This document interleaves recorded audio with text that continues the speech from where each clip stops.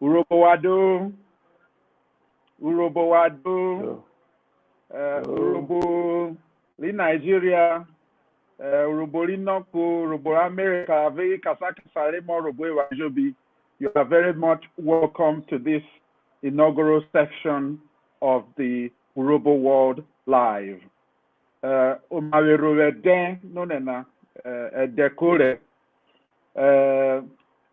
on a doma werene awari mo Urhobo se jiroro awon mrene eruola won lewo jomo kokwo levore akpona Urhobo World I set it up as a way of celebrating Urhobo culture, celebrating our Urhoboness, but also recognizing and acknowledging excellence within the Urhobo community, and in fact, also projecting the Urhobo personality to the world.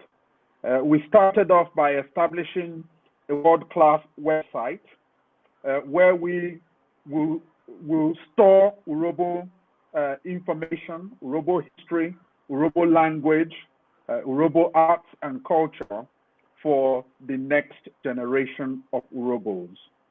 The Urhobo World Live will bring to you on a regular basis Urhobo sons and daughters from all over the world who are doing great things in their chosen field. Tonight, we are incredibly lucky. We will be talking to one of our most excellent gentlemen who have made a great contribution in his field.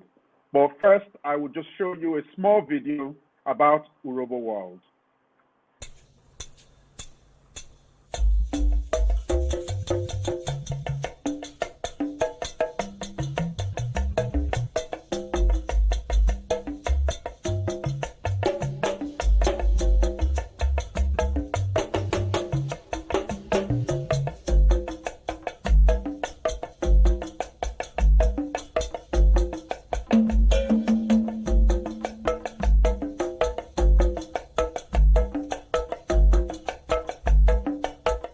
Thank you very much and welcome back. The Urhobo World platforms belongs to all Urhobos. So we hope you will engage with us. We hope you will share your information on the site and get to familiarize yourself with Urhobos across the world. As I said, we are immensely pleased to welcome our elder statesman, a man who you will know by his name if you don't know him in person, Olorogun Peter Igho, a veteran broadcaster who led many programs that even I watched as a young person growing up in Urhobo land. Olorogun Peter Igho, you're welcome. Migwa. Do, do. You know that na mine edolo Omareden was our journey around nonena. Wariene Urhobo na Owiwo Buebu Wasasasa Lemu Kpenu Wefang Mike Kpenu Okuyo Mawe Africa Ejobi Evuguwe Akpon Ejobi Evuguwe in Nigeria Ejobi Evuguwe Ofwe na Rai Urhobo Araji Evuguwe. So Bikona Big Joma Wakurobo Urhobo Wado Miyerio Odeme Peter Sunday Odewanure Igho Omo Igho Akpokire Oseme Orie Urudi Agbo Okuri Onime Oruru Azu Okurina but Obaose Debi Abare Oseme Onime Obaosana Jos to be exact Obo Debi Abare Oseme minor Obo Radagware Biskuru be motor Lurona Boyna Araji Boyna but Organero Urhobo Kawale Riavale Gyoda Urhobo Kawale so Ngudetitare Adatanaya Nikanabo more information Bioto. Thank you very much. We really appreciate that introduction. Ihogbo ebu li ni TV oke anware I that to born TV damrewe. Aaron walk out with but will go Maria no none were dead. I got you are most welcome. I think we will switch to English because there are many people watching from across the world, and we want to make sure that they are able to understand what we are saying, particularly our young people. But I felt it was important that we spoke Urhobo from the outset. Many of our young people may not understand what a legend you are. And I think what we would do is start by showing a small clip of some of the work that you have done over the years. I know it's just a very narrow focus on some of that work, but I think it's important that people get to see a bit of the work that you have done. Thank you very much. So that is a small clip of some of the projects that you worked on as executive director. And many of us who grew up in Nigeria will recognize those names immediately because they were more like staple diet in every household across the country. So these are a body of work that are absolutely excellent. Things Fall Apart is internationally acclaimed. So I suppose the first question to you really is, how did you get into television? Well, I graduated from the University of Ibadan 1972, and I was employed by the Public Service Commission as an education officer and posted to Northwest State. And Northwest State then posted me to Bida, which is present-day Niger State, but it was all part of the Northwest State. While I was there, I was teaching adults who were learning to be teachers. But I realized they were very restless. To keep them in school, I wrote a play called Ogaga's Heart. Ogaga, as you know, is Urhobo, but it's a dance drama using Lupe music. And this was very successful. And the entire town watched it, the entire state watched it. And the governor chose it for the 1974 Festival of Arts and Culture. We were taken to Lagos, and we were one of the 3 winning states in the entire country. When we went back to Sokoto at that time, 1975, set up its own television called NTV Sokoto, and I was run from education to be a pioneer member of NTV Sokoto in 1975.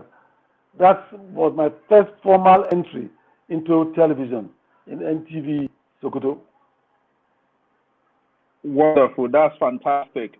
And so that began a journey. Of course, the NTA is a public service broadcaster, pretty much like we have the BBC here in the UK. And I think back in those days, it was pretty much the main broadcaster. So maybe if you can just tell us a bit of the history of how you emerged from Sokoto during that time of the creation of the NTA, and then emerging into the NTA to begin your career within broadcasting. Okay, well, like I said, I was with NTV Sokoto. At that time, states owned their own respective television stations, and Sokoto Television was NTV Sokoto. But in 1977, the federal government now pulled all the state televisions together under one umbrella called the Nigerian Television Authority. That was 1977. So NTV Sokoto became NTA Sokoto.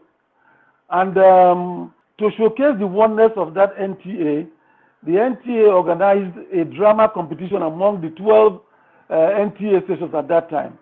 I wrote, produced, and directed the entry from NTA Sokoto called Moment of Truth. When it was adjudicated, we came first. My play came first. That was 1978. And a few years later, when the then President Obasanjo came up with an agricultural program called Operation Feed the Nation, the NTA decided to produce a drama series to help support government endeavors. And because I was producer of the winning entry for that first drama competition, I was brought down from Sokoto to Lagos to produce that drama series to help promote agriculture, which became Cockcrow at Dawn. And Cockcrow at Dawn was the first drama series produced on the NTA network. It was the first drama series produced entirely on location. While in Sokoto, I had pulled drama from the studios. If you may recall, before then, all drama series before my time were Village Headmaster, Samanja, and Masquerade, and they were all studio-based programs. But in Sokoto, I pulled drama. I was tired of shooting in the confines of the studio. I started taking them out, and that's how come Cockcrow became the first ever program produced entirely on location. And of course, that became the first of many more series to come.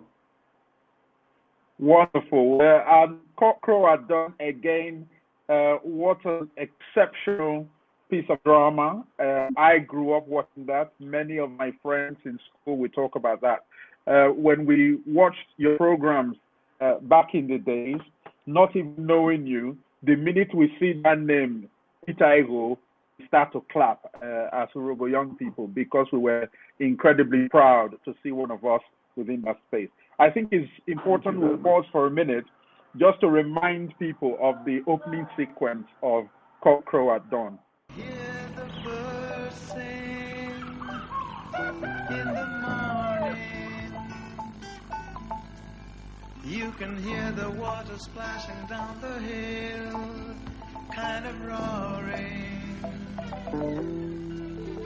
You can see the sun going down, and the people as they go by without a frown.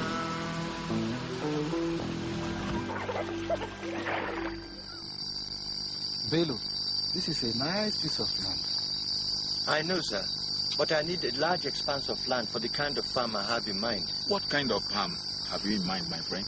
Is it different from my own type of farm? Well, yes, I intend to practice mixed farming.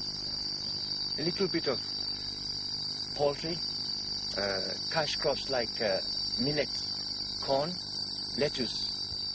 Great. One of the things I admire about these programs and all the drama that I've seen that you have produced is the quality. The quality is almost the quality even at that time. And also the image of Nigeria that you are projecting. This particular one with the conversations about farming and so on. Maybe just talk to us a little bit about how this was commissioned and why it's so important for you in terms of the work that you'll be part of. Well, I shot the first 13 episodes of Cockcrow on film, 16mm film. At that time, most programs were all studio-based and were shot on video. So the highest quality at that time was film, which I shot Cockcrow, and it was a big step. It was a major step, and I'm glad that the quality, as you can see, this was shot, what you showed now was shot 40 years ago, and you can still see the clarity of pictures and the clarity of sound. I paid particular attention to my sound quality. I bought the right microphones, and I took my time and effort, and that's what paid off in the end. The clarity of the pictures and the quality of the sound that program represented. And of course, Cockcrow broke many grounds in the sense that agriculture at that time became, one of the things we were told to help promote was for farmers to accept fertilizers. At that time, most farmers thought it was poison to their land and all that. But using that program, we were able to convince many people to go into using fertilizers. Got to the point where halfway through that program, fertilizers became something that every farmer wanted, and the prices went high up, and now everybody imbibed the habit of using fertilizers in their farms. So Cockcrow broke new ground, and many. It was the first time program with his own originally composed theme song and music. It was the first program to have its own disengaged equipment. And you may not remember, the lead character is judgmental, also an Urhobo from Kokori. Oh, wonderful. There are many Kokori links here. Even me, myself, of course, I am from Kokori as well, and we will come to that a bit later. For me, that program is fantastic. As we are talking live, we are also receiving comments from our viewers online, and many people congratulating you, saying what a great pleasure it is to meet the legend himself. Many people remembering programs as well.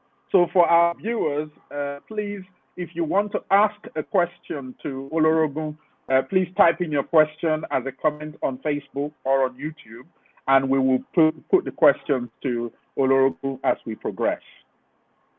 Now, let me come to something else.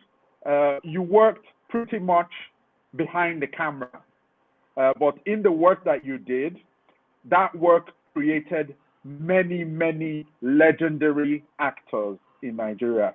Perhaps this is an opportunity to remember some of them. I'm particularly thinking of Peter Igho Okonkwo, Things Fall Apart, which of course was mandatory viewing in every home in Nigeria. Not just because it was a book that we studied at school, but because it was a fantastic drama. So maybe you can just tell us about the actors and the performers that emerged from the work that you did. Well, since you mentioned Peter Igho and Things Fall Apart, there's actually a short story behind it. When I read Things Fall Apart for the first time in my secondary school, the moment I dropped the book, I went up to Peter Igho, who was 2 years my senior in the same school. And I went to him and said, "Sir, I just finished reading Things Fall Apart, and you embody that character in every form, the way you walk, the way you talk, and so you are my Okonkwo." And he laughed. And fast forward years later, when the NTA decided now to produce Things Fall Apart, and we went to Enugu to shoot the movie, another Urhobo, who was the director of the series, used one of his friends from Benin and cast him as Okonkwo and shot 3 episodes. And we're working on film, very expensive. When I heard, I flew immediately to Enugu, stopped the production, drove straight to Peter Igho's house. It was a Sunday, I remember, and we usually speak in house. And I said, "Kai, Tashi, Aiki Yazo, get up. I brought you work. Remember when we were in secondary school, I told you I'm Okonkwo. Now you have the chance to be that Okonkwo. We're shooting Things Fall Apart, and you must come with me now." And I took him straight from the house. I said, "Just be yourself." And that's exactly what happened. And the rest is history. Another character, many of the people, stars from those programs became big stars, like Olu Jacobs, Enio Oloja, Beatrice, Bello. All of them became stars in their own rights, and many more. Wonderful, wonderful. And we will come to the support that you've personally given to artists, performers of Urhobo origin. We'll come to that a bit later. We'll just take a few comments from some of our viewers. So one question here is asking whether or not, so this is the question on the screen, can we still watch the episodes of Cockcrow at dawn? Well, if you would like to answer that. Yes. Right now, I'm working closely with the NTA. Like I said, Cockcrow at dawn was shot 40 years ago. And unfortunately, we have, our culture of Nigerians, a lot of them have been badly stored, and many of those productions and tapes are not in the broadcast, are not broadcast quality. So right now, I'm talking to the NTA, we're working with other stakeholders to find a way to clean up all those tapes and digitize them, put them on digital formats so that we can bring them out, because a lot of people, Nigerians, are clamoring for us to bring back the classics. Villagers Masters, Manja, Masquerade, Cockcrow at Dawn, Behind the Clouds, Mirror on the Sun, all those programs. And we're talking closely now with the NTA and working towards bringing back the classics, as we call them. They are absolutely classic. I recognize the Masquerade and Chief Zebediah, Uvularia, and Gringori, and others. It was a fantastic delight to watch those programs growing up. And a question from one of our guests here, just thinking about that 40 years ago, just the surprise about the quality still, that today these are programs you can still watch, they still seem to be extremely current. What do you think about today's production in Nollywood?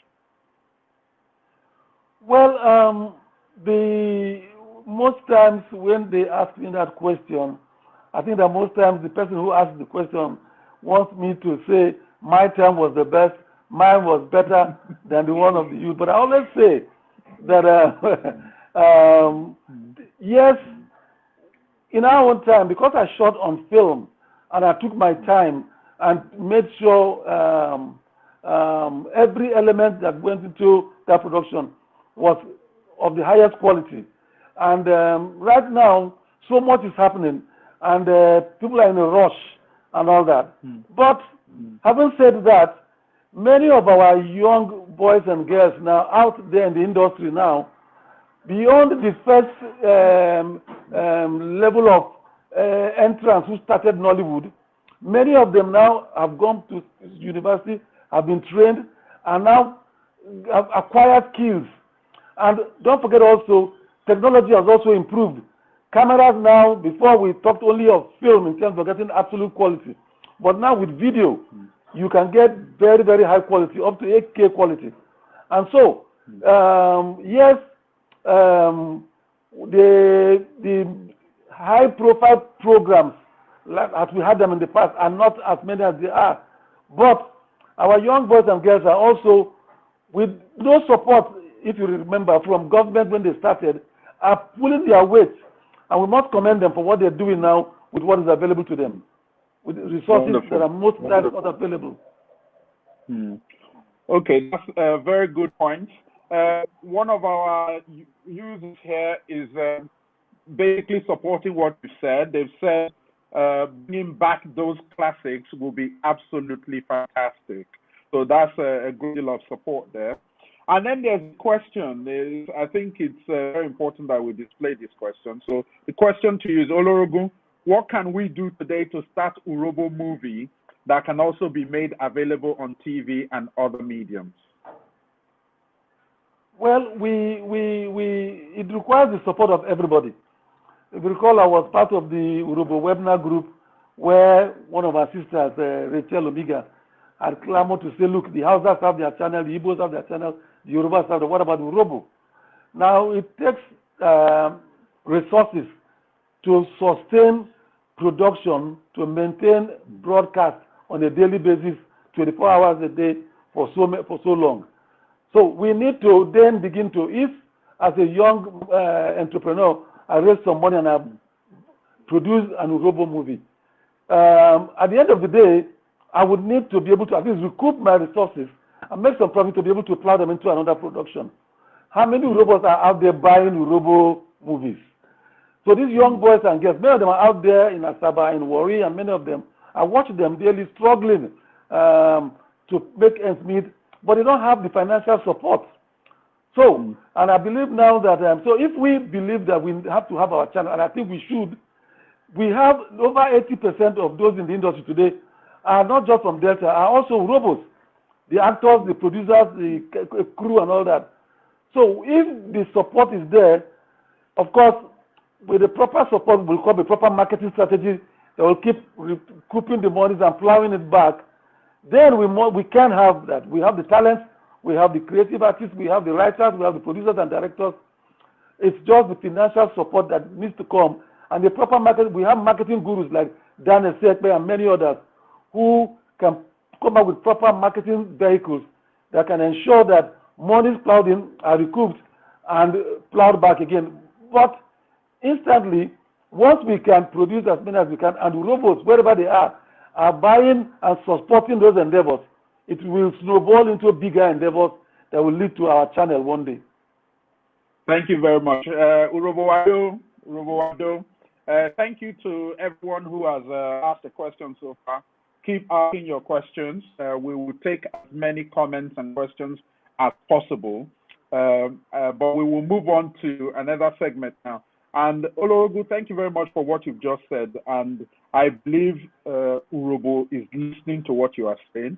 The truth, as you have said, is that we need to find a way and means to bring our culture to the world.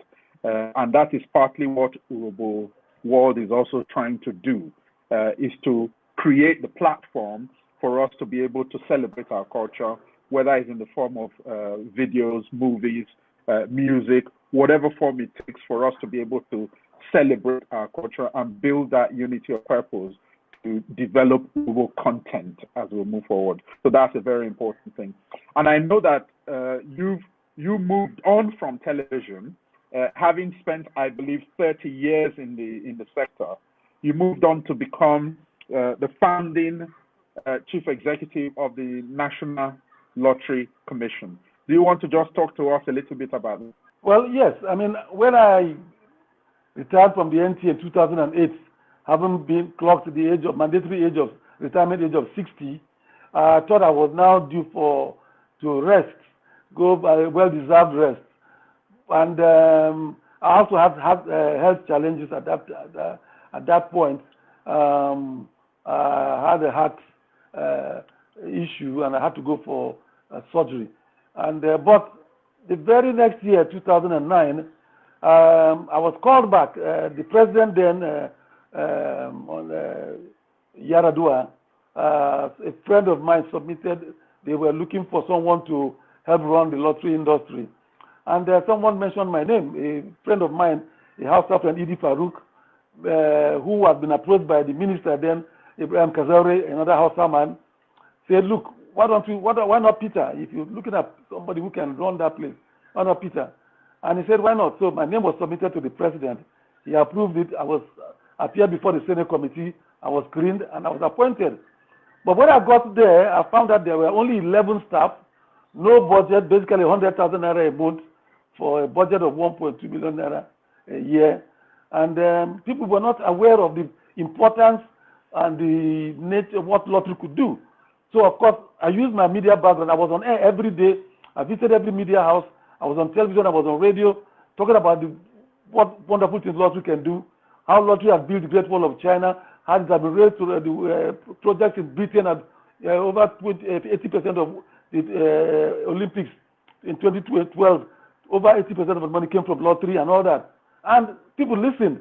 And to cut the long story short, within 4 years that I was there, I was able to open 16 offices around the country, of course, one in Warri. And I employed over 1,500 graduates.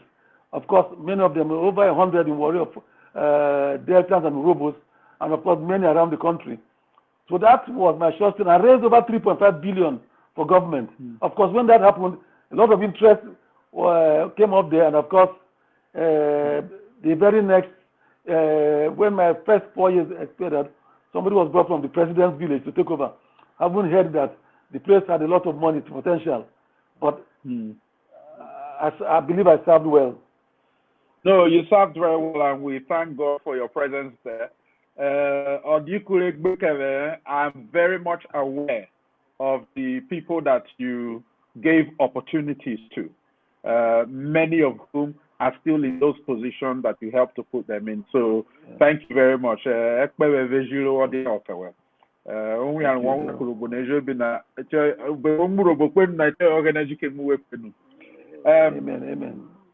Yes. So just to come to a bit of, I know that even though you had that journey of so many years within the NTA, and then later in your history working within the National Lottery Commission, which continues today to generate significant sums into the federal purse, we also know that your heart was really much in the television and broadcasting sector, and at some stage you were also writing content as well.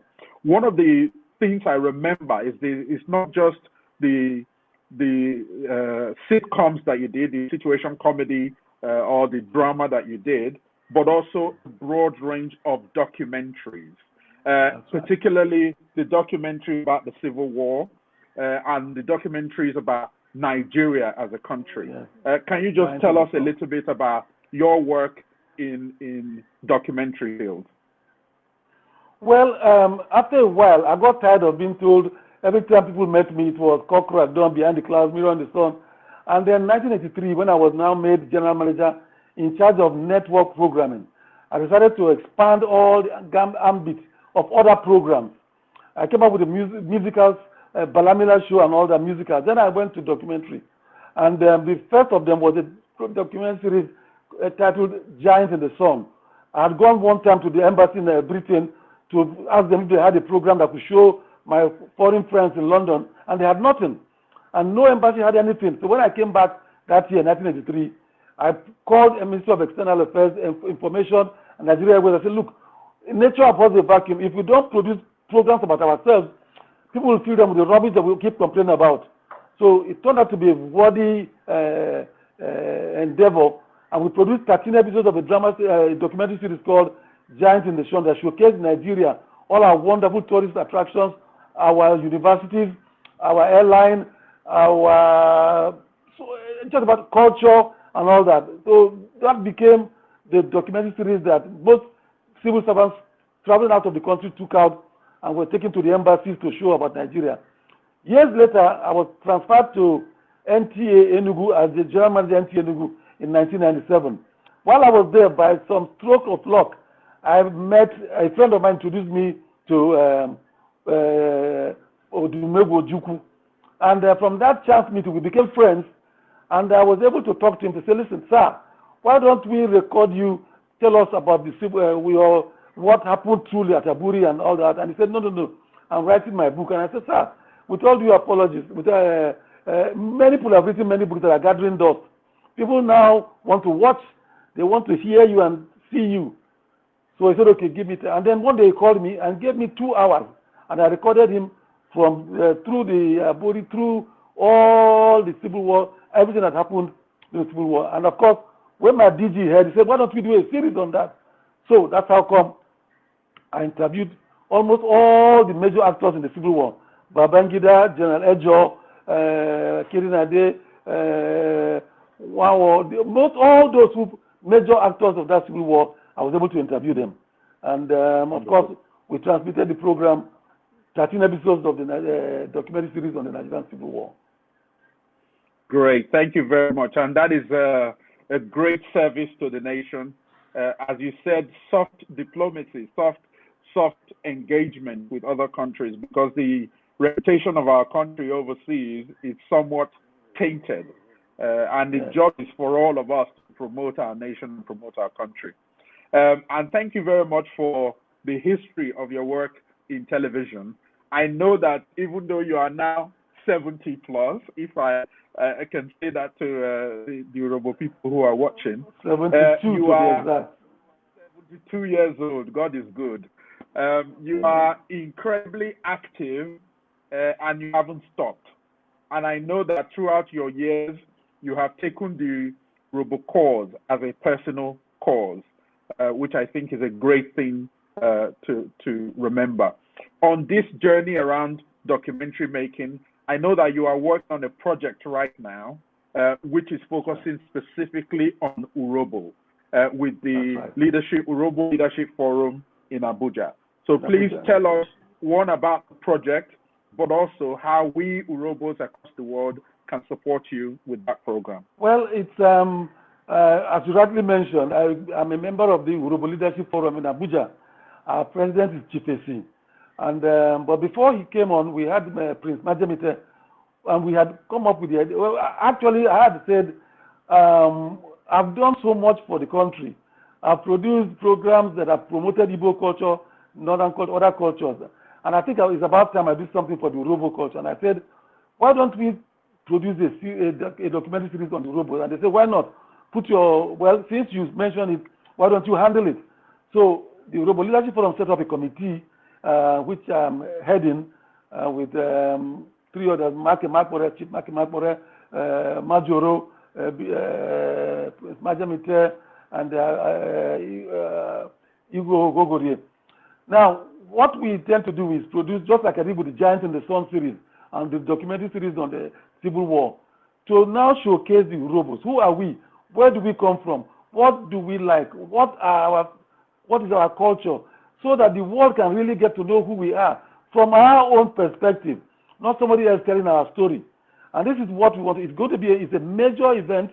Fortunately for us, we have a good start because the Urhobo Historical Society that has been there for many, many years have put together lots of works on the Urhobos. And we've, through Chief Person, have been able to reach the present president of the Urhobo Leadership of Urhobo Historical Society, Oyiborolo in New York. And He has given me a number of other names. We're talking to Professor Dara, Professor Egaga, Sonny Ekwefeada. Recently, I spoke to the Urhobo Webinar Group to seek their support. I also briefed them, and they've also assured they will also support. And so, it's a major thing. If you don't tell your own story, nobody will tell it for you. And we believe that we have, every day I open the books I've received, and some of the books I've read, and some of the content I'm getting, I'm amazed at the quality of Urhobos in the diaspora and at home. I'm amazed at the things I'm learning. Growing up in Jos, yes, the Urhobo, our parents ensured we learned our culture well. Told us to speak Urhobo, learn to speak Urhobo. Told us stories in Urhobo, and I fired my imagination to write a number of things that I've done. But we shouldn't stop there. There's a lot more to Urhobo-ness than what we have already. Drama series, yes, will come up with a time, we'll do that. But we need to tell a factual story about who we are, what we are, and it will require the support of everyone, all of us, no matter whether you're going to be somebody we interview on camera, whether you have information that will help us to get the true picture. We're talking to our kings. We're doing special episodes on our kings and kingdoms, on our culture and all that. So it's an open book, and I'm excited, and Urhobo Leadership Forum is excited because so far we're getting positive responses from all over the world about what we're doing. This is fantastic news for the Urhobo community. Looking around, I think we can capture this time as a time of rebirth for Urhobo people worldwide.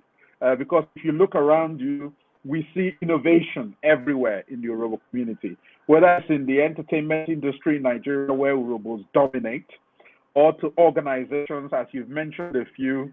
Urhobo Webinar Group is doing a great piece of work to bring intellectuals together to think about how we can move Urhobo forward. Urhobo Renaissance is there also doing exactly the same thing. We have the Historical Society, and of course our apex organization, the Urhobo Progress Union. And I think our young people worldwide are beginning to reconnect with Nigeria through our music, and via that they're reconnecting with Urhobo. And I think you're right that we have to create the material, create the opportunity to tell our own story. So what I can assure you is that Urhobo World and anybody we're associated with are behind you to support you in that program. And to the viewers, we will publicize the information of the Leadership Forum, as well as information about how to get in touch in relation to this program. We'll publish that on our website. I'm going to go to the comments and questions again, just to get a view from some of our people. Many people are saying they can't wait to watch the Urhobo documentary, so people are excited about that. Urhobo World should assist Urhobo documentary series. We've already committed that we will do exactly that. There is a question about plan and the time frame for this work that Urhobo Leadership Forum is taking forward. What is the time frame to take this forward currently? Well, what we've done so far was to ensure that we educate people about what we want to do. We have a small blueprint as to timelines that says between now and the end of November, we would have collated all the materials that we need to get to then do a shooting script and a shooting guide that will then be able to work out for us the time frames for production, research production, and post-production and all that. As soon as this blueprint is ready, we'll distribute this as far and wide as we can. Right now, we're in the process of educating Urhobos as to the objective of what we're doing, sending our people out to the various stakeholders to see how much material we can gather. How much we gather will determine how many episodes we can decide to do. And how many episodes we decide to do will determine the budget of what we can achieve. And then once we know that, then we can now begin to appeal to people to say, okay, this is what we want to do. This is how wide we want to cover. And these are the resources we require to do them. And at that point, again, we reach out to everyone to say, support is important. But we're not waiting for that then. As soon as the materials come, As now we have that blueprint out, the Urhobo Leadership Forum is determined to start the ball rolling. And by the December, we're going to actually start production. In having said that, right now, we're identifying people who we know we must talk to now, like Peter Igho, the first president of the Urhobo Historical Society. He's quite aged and not too in healthy, whatever. But so, people like that, we want to talk to them immediately. As we identify people who we think we must talk to, we will engage them and send our crew, or just we're doing now, be able to talk to them and capture them on camera, so that when we now begin to assemble later, we already have those priceless inputs from such people. Fantastic. Thank you very much. Somebody has just said here, which I should put up, Olorogun Peter Igho is a true icon. He is a giant of Urhobo. My sentiments exactly. I think we'll move out from the comments and move on to another topic, which is about your legacy. The body of work speaks for itself, but you also are a family man, and your children are following in your footsteps. I know you recently won an award, and your son, Tosin Igho, who is also a filmmaker and a musician, also won an award on the same night. So perhaps you can just talk to us a little bit about that award and your son. Well, again, two of my sons, actually, in fact, three of them. Tosi is the last born, but he has a brother called Moses, who is in the UK now, and Tony. Tony is here with me. Tony is also in the broadcast industry. He specializes in special effects and animation. And right now, we are setting up an animation studio in Abuja and Lagos. We're going to be creating animation to start with our tales that we talk about, tales by moonlight and all that. And of course, again, we're going to collect a lot of Urhobo stories that we use as part of those cartoons that we're going to create. So, and I have tried to encourage them not. They decided to be part of it. Apparently, seeing what I've done, and decided to follow in that footstep. And thank God, they are doing very well in that aspect. Tosi trained in South Africa, but before then he was a musician. When I saw he left secondary school and was doing so much quality music, I called him and I said, listen, I know you're good, but please go back to school and to improve yourself. And he went to AFDA, the School of Film and the Dramatic Arts in South Africa, and came out with huge laurels. And of course, he's doing so well now out there. Tony, like I said, specialized in special effects, is also doing very well in the animation industry. Again, all these have been presented to Urhobo World and to Urhobo, so that as we need people to be part of this, what we're doing in terms of we're also setting up our own channel, a platform. And in that platform, we're going to be training people. As we train them, we give them skills. And at the end of the day, what they produce will showcase on that platform and help them market them to raise revenue for them and for the platform. When that is fully developed, again, I'll pass the information out so that the Urhobos, wherever they are, can be part of what we're doing. I believe that for me now, it is providing opportunities for others to benefit from, not just my own children. And I'm very excited about the potentials and the possibilities. That's fantastic. In fact, to Urhobo World here, we would hope to have a similar conversation with Tosin Igho at some stage. It's very important that in order to reach the younger generation of Urhobos all over the world, we need that connection with our young people back home who are doing great things to celebrate them. And the Urhobo World platform is there to showcase and to celebrate the work of Tosin Igho as well. And thank you for your support to him in pushing him in the industry to be the best that he can be. Just moving aside as well in terms of this legacy, I know that you do a lot of work around philanthropy, and you've done a lot of work in Urhobo land to support various communities. I'm particularly going to mention one, which is some contribution that you did in Kokori. Let's play the quick video and then we'll have a chat about it. Thank you.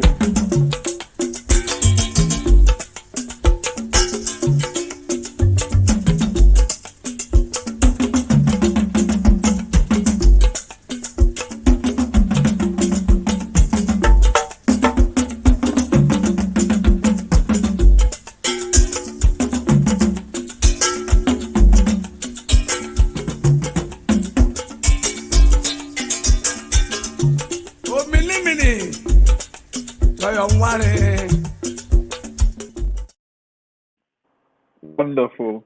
So that is Oziegbe Primary School. Primary school. Before you tell us what you did there, I would let you know that I am myself an alumni of Oziegbe Primary School. That's the primary school I went to as a child. That's good to know. So thank you very much for what you did. If you can just tell Urhobo what you did within that primary school, that would be great. Well, actually, when my mother died, and we went for the burial arrangements, I noticed that everyone went to the primary school field to put up tents, canopies, to celebrate and all that. And while we were doing that for my mother, I noticed the school. I saw that first frame you showed of this clip, how the decay, the torn roofs, the rusted, and when it rained, the people had to run under trees. And I said, is this data, is this a Kokori, an oil-producing community? Why should the school be in squalor? So I went to the headmaster and I said, is there something I can do for this school? They said, no, it belongs to the federal government, the state government, and there's nothing there's nothing I could do. And I said, look, I want to do something to dedicate in memory of my mother. If it's and they said, well, let them ask the secretary to government, the local government secretary, and then to the state government. After some months, they called back to say they've gotten permission to say they should give me one little space where they threw their rubbish, their dustbin, and all that. So I brought in my builders, cleared the place, and built a block of 4 huge classrooms and what I call the 21st century classroom. How it should be done. I brought my builders from Abuja with the local workers in Kokori, and we built that proper tiles, POP, long span roof, and a borehole water, because the only toilet they also had was just a brown toilet that was all blocked, donated by Shell and NNPC. So we condemned that. Of course, it had been condemned, and I built another block of toilets, 4 for the pupils and 2 for the teachers. Then the block of classroom also had a toilet self-contained for the headmaster with his own toilet, his office, and the office for the deputy headmaster with his own toilet. And of course, the fence had all broken down, so I rebuilt the entire fence. And when we finished, the governor, the minister, the commissioner for education, they came to me to say, look, they want to commission it. And I said, why not? So they came, they commissioned it, and they were amazed at the quality, because it's according to him, even surpassed what they did for their secondary schools. And but for me, at least I wanted just one little item before I go. When we were doing the toilets, we had proper modern flush toilets. And somebody came to me and said, why are you putting this for these village children? And I said, you should put the bend down toilet for them. No, this is my own hometown. I want the children to grow up knowing that this is the level they should be aiming for. Not thinking that because they're from the village, we should think of them as backward. So I gave them the best. And I'm glad to say they are still working. The borehole is still working, and they are handling and maintaining the place well. And I think, again, like I said, that in memory of my mother, and thank you.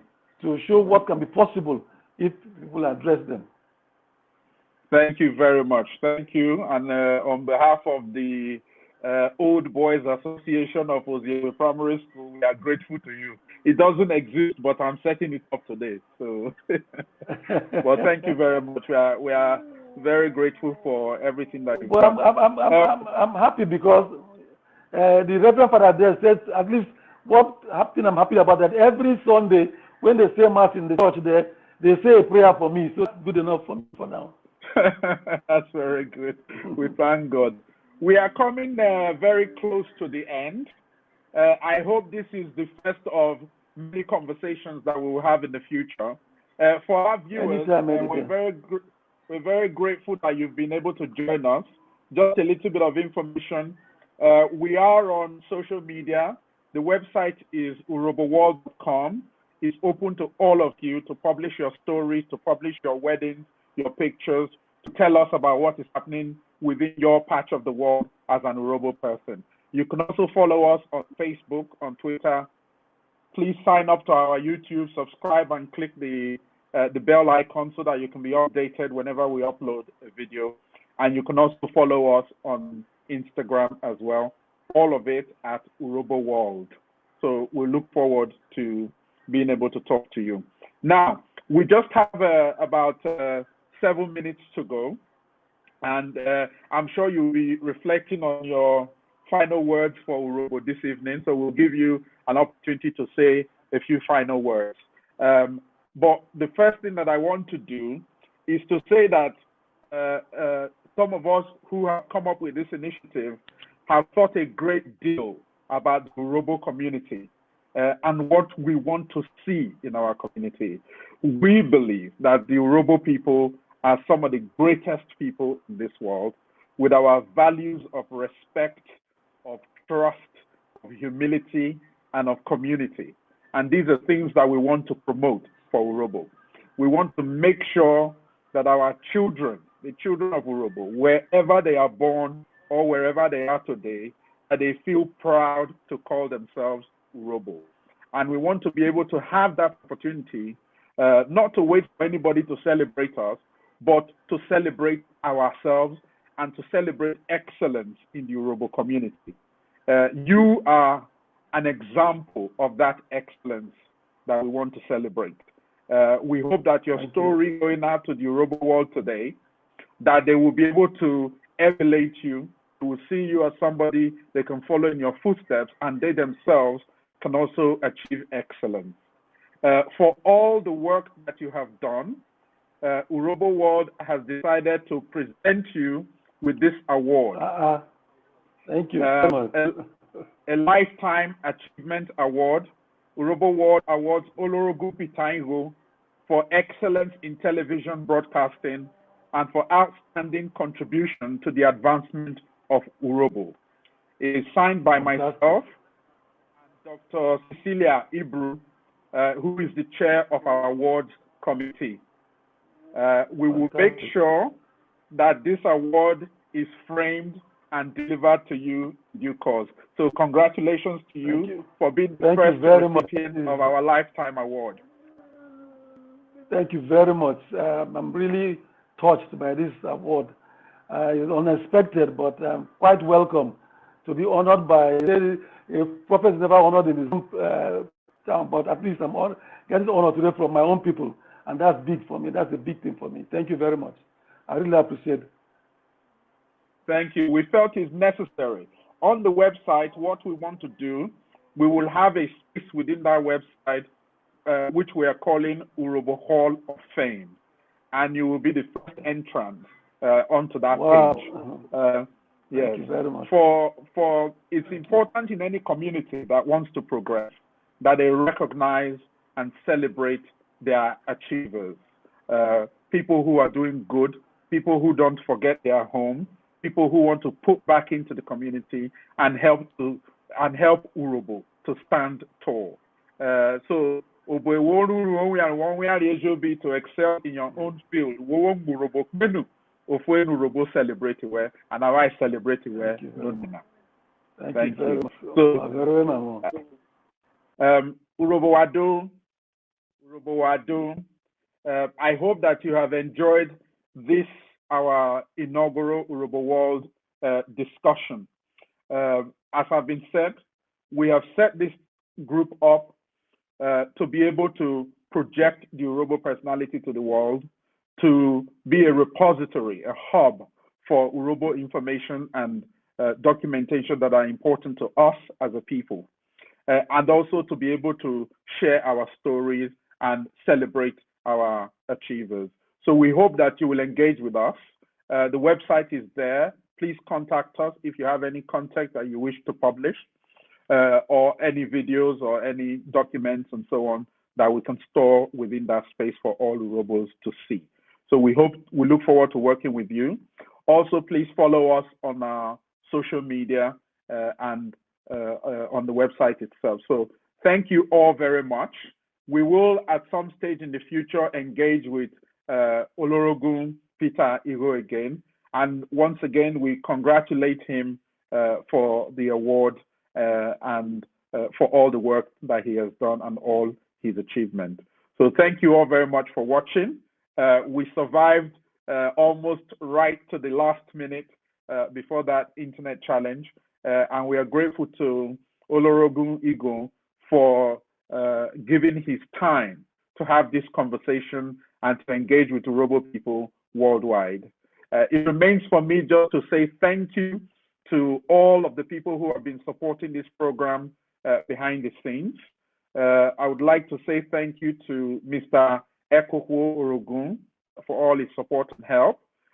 Say thank you also to Chief Irene Akbofure for all her support, and to Dr. Cecilia Ibru for her support and her encouragement, and for agreeing to chair our awards committee. We look forward to see you again. Thank you very much and have a great evening. Urhobo Wadu.